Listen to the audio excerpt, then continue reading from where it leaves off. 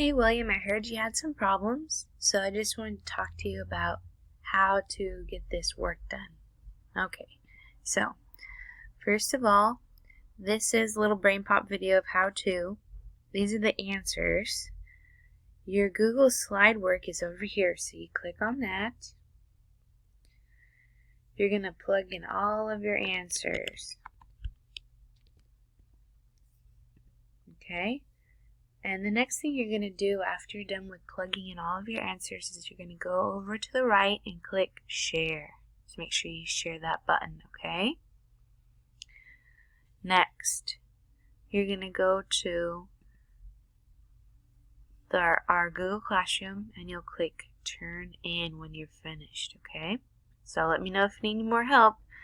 While you're working on these slides, if you get stuck on anything, I have the answers for you right there, so don't forget to check those. Have a great afternoon.